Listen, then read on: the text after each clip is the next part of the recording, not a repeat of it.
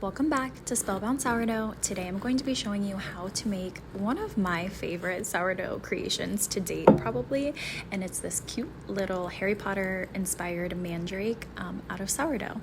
So basically we're going to start with our regular loaf, and this loaf I've already shaped and I've put in the fridge. It sat in the fridge overnight. You can let it sit in the fridge for up to 2 days. Just make sure it doesn't overproof, otherwise it's going to be really hard to deal with.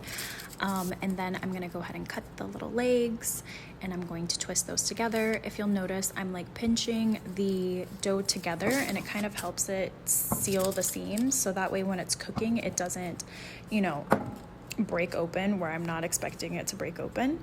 Now this is the little head part, and I'm just gonna go ahead and repeat the same thing up here. You can kind of get creative, do whatever you'd like, whatever you think looks better. This is just really a fun project, and honestly, I think each one turning out a little different kind of gives them a little character. I'm also going to explain to you what I used for the leaf portion of this because I did not film it and I completely forgot. So for the leaf portion, after this is done cooking, I just basically poked holes in the top of the mandrake, and I stuck some beet, like fresh beet leaves in the top, and those looked super cute. So that's what I recommend doing for that.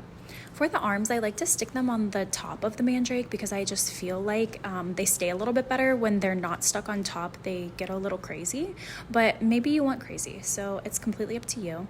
I do like to score these little lines through here. It just gives it a little bit more of a rooty texture after it cooks. And then I'm spraying it with water because we're going to open bake this. So we're going to put this in the oven at about 450 for about 20 minutes. Just keep an eye on it, see when it's done, when it's golden brown. And you'll also want to have a little bit of steam in the oven, so definitely spraying the mandrake before you stick it in. And also if you can add some ice in there would be good, or if you even have lava rocks with some water in a pan, you can stick those in there and that'll create steam as well. You don't want too much steam, but definitely a little bit. So I am painting this with a cocoa powder water mixture, a lighter cocoa powder, and then I also have a black cocoa powder, and I just feel like this gives it the best look. So right now it looks a little crazy, but once it dries, the cocoa powder gives it like this really dusty root-like look, I guess.